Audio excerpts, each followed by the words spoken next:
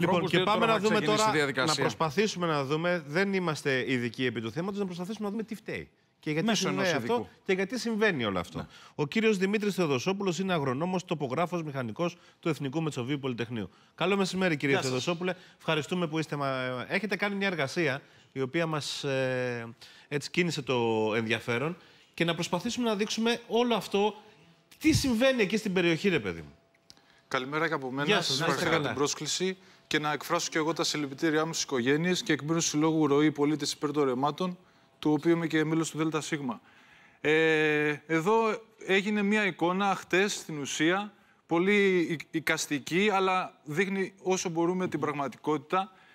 Τα βελάκια μπορούμε να φανταστούμε ότι είναι το νερό που κατεβαίνει από τα βουνά. Βελάκια, έτσι, τα μπλε βελάκια. Τα μπλε βελάκια, τα μεγάλα. Είναι όλα, η πρασινάδα πίσω είναι τα βουνά, είναι το όρος Πατέρα, εδώ είναι το λατομείο του Τιτάνα. Ναι.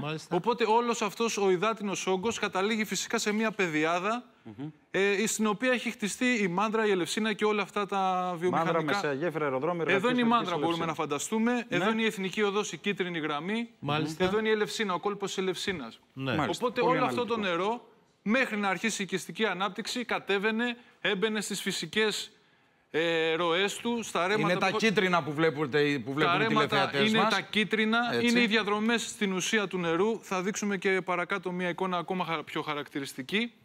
Οπότε αυτά τα νερά κατέληγαν με τον τρόπο που είχαν διαμορφωθεί εκατομμύρια χρόνια τώρα στις εκβολές εδώ.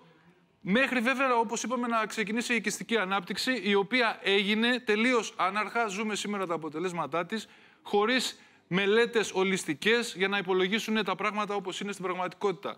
Τα δάση πάνω, παραδείγματος χάρη, υπήρχαν κάποτε δάση. Σήμερα δεν υπάρχουν. Κάηκαν όλα. Αυτό πρέπει να εκλειφθεί δεδομένο, γιατί η υδρολογική λεκάνη φέρνει διαφορετική ποσότητα νερού. Δεν μπορεί να συγκρατεί το δάση στο νερό. Για πάμε στην επόμενη εικόνα, παιδιά. Να μείνουμε λίγο στην εικόνα. Να μείνουμε γιατί γυρίστε πίσω. Γυρίστε σημαντική η κόκκινη γραμμή στην ουσία που έχουμε βάλει. Στο προηγούμενο χάρτη. Η κόκκινη γραμμή στην ουσία είναι, όπως είπαμε, μια εικαστική τοποθέτηση εκεί που αρχίζει η επέμβαση του ανθρώπου. Μάλιστα. Τα χτισμένα πράγματα. Οπότε, από εκεί και κάτω είναι το όριο των χτισμάτων. Εκεί. Είναι τα χτισμένα και δεν είναι μόνο αυτό. Το χώμα έχει αντικατασταθεί με άσφαλτο, έχει με είδωτο-επερατά υλικά. Οπότε όλο αυτό λειτουργεί σαν ένας αγωγός. Χωρίς να έχουν γίνει και τα κατάλληλα έργα. Σαφώς δεν έχουν γίνει τα κατάλληλα έργα και τα έργα που έχουν γίνει δεν είναι κατάλληλα. Δηλαδή αυτή η κόκκινη γραμμή που βλέπουμε ουσιαστικά είναι ένα μεγάλο φράγμα προς όλα τα ρέματα. Είναι, όπως το γράφουμε, είναι μια τάπα του νερού, η οποία υπάρχουν κάποιες μικρές δίωδοι σαν οχετοί, οι οποίοι φυσικά θα φράξουν σε τέτοια ποσότητα νερού και λόγω της μη υδατοπερατότητας των οδοστρωμάτων και του υποστρώματος δεν μπορεί αυτό το νερό να βρει άλλη διέξοδο και καταλήγει στα σπίτια των ανθρώπων. Μάλιστα. Πάμε τώρα στον επόμενο χάρτη, ναι.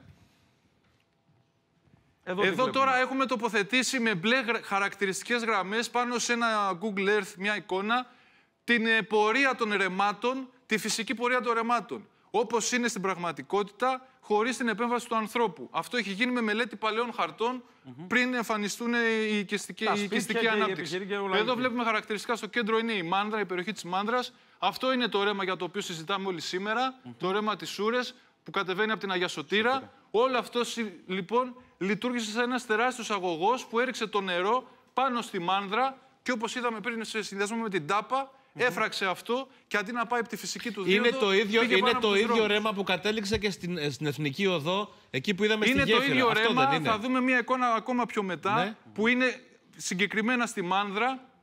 Εδώ είναι τώρα μόνο οι γραμμές στην ουσία, είναι με τα ονόματά τους.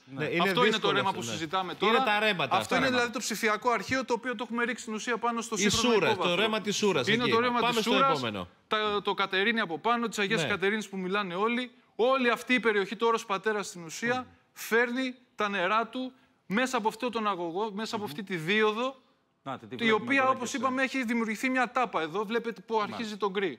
Είναι και μια αφού δημιουργήθηκε η τάπα εκεί, κύριε Θεοδοσόπουλε, δεν υπήρχε για παράδειγμα μια εκτροπή να πάει από κάπου αλλού αυτό το ρέμα? Δεν υπάρχει τίποτα. Και όπως βλέπουμε, το ρέμα θέλει να πάει προς τα εδώ. Η μπλε γραμμή θέλει να πάει προς τα εδώ. Οπότε, αν έχει φράξει όλο αυτό, δεν μπορεί να πάει προς τα εκεί, θα πάει προς τα κάτω. Θα πάει μέσα στα σπίτια. Ακριβώς. Και όπως πήγε. Όπως ακριβώς και πήγε. Εκτός από αυτό το ρέμα της Σούρας και τα υπόλοιπα έχουν την ίδια πορεία. Και τα υπόλοιπα αυτό ήταν το κυρίαρχο. Τώρα η ηρωνία είναι ότι όλη αυτή η περιοχή, όλα αυτά τα ρέματα καταλήγουν σε αυτή τη γέφυρα στον κόλπο της Ελευσίνας, η οποία όποιος μπορεί να μπει στο Google Earth να τη μετρήσει, είναι πάνω από 8 μέτρα δεν είναι. Επομένως, καταλαβαίνουμε ότι αυτό το πράγμα είναι αδύνατο να λειτουργήσει. Τα 50 και πλέον ρέματα δηλαδή που μας δείξατε πριν. Όλα καταλήγουν εκεί. Εκεί και το δεύτερο πάλι στον κόλπο της Ελευσίνας, αλλά μέσα από όλα αυτά τα ρέματα καταλήγουν σε αυτό το γεφυράκι. Σε αυτό το γεφυράκι και σε ένα άλλο παραπέρα, το οποίο πάλι είναι αντίστοιχο. Αλλά εκεί, επειδή έχει φράξει πιο πάνω, δεν πήγανε τα ρέματα, το νερό, πήγε μέσα από τους δρόμους. Καταλήξανε και εδώ. Κατά συνέπεια το νερό είναι το μοναδικό που δεν φταίει. Το νερό εννοείται ότι δεν είναι το μοναδικό που δεν φταίει. Το νερό δίνει ζωή, το νερό δεν παίρνει ζωή. Μάλιστα. Είναι συγκλονιστικά αυτό που μας είπατε. Τι να σας πω, εάν είχαν προβλέψει τώρα, λόγω της ιδιότητάς σας, εάν είχαν προβλέψει σε αυτό το προηγούμενο χάρτη, παιδιά, αν γίνεται με τα μπλε ρέματα, εάν είχαν προβλέψει, ενώ έγινε οικιστικός ιστός, να παρακαμφθούν, να γίνουν κάποιες άλλες εργασίες αντιπλημμυρικές. Να, εδώ σε αυτό το χάρτη.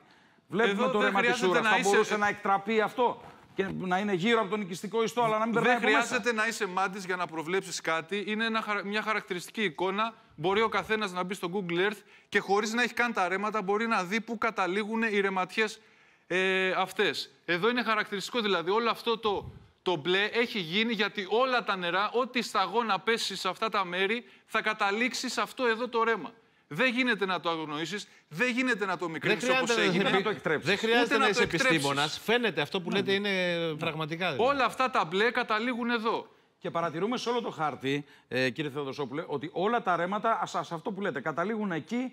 Κάτω χαμηλά στον χάρτη. Παρατηρούμε καταρχήν ότι δεν υπάρχουν ρέματα σήμερα. Αυτά είναι, οι μπλε γραμμές είναι οι γραμμές των ρεμάτων στη φυσική τους πορεία. Ό,τι υπήρχε. Ό,τι θα έπρεπε να υπάρχει. Από την τάπα που είπαμε και κάτω, όλα έχουν καταλήξει να γίνουν αγωγή ομβρίων. Γιατί έτσι βλέπουν οι αρμόδιοι τα ρέματα. Τα φυσικά οικοσυστήματα τα βλέπουν σαν αγωγούς ομβρίων και ειδούν τα αποτελέσματα. 48 ώρες ακούμε την εξής δικαιολογία. Μεγάλος όγκος νερού. Και αυτό ευθύνεται. Δηλαδή τα όμβρια που λέτε, ο οικιστικός ιστός θα μπορούσε να αντέξει μια φυσιολογική βροχή, αλλά αυτή η ένταση και ο μεγάλος όγκος νερού δεν μπόρεσε. Είναι έτσι. Θεωρώ ότι είναι δικαιολογίες όλα αυτά. Μάλιστα. Και για το μεγάλο όγκο νερού και για την κλιματική αλλαγή. Όλα αυτά είναι δικαιολογίες για να δικαιολογήσουμε τα αδικαιολόγητα. Το ρέμα υπάρχει εκεί. Αν το είχαμε σεβαστεί, θα μας σεβόταν και αυτό. Μάλιστα. Κύριε Θεοδοσόπουλε, μας τα παρουσιάσετε. Δεν έχουμε να προσθέσουμε. Άψογα κατηγορηματικά. Νομίζω τα είδατε και στην απεικόνιση. Ευχαριστούμε πάρα πολύ. Ευχαριστούμε θα επικοινωνήσουμε και πάλι μαζί σας. Θα σας χρειαστούμε και πάλι, κύριε Θεοδοσόπουλε. Ευχαριστούμε πάρα πολύ.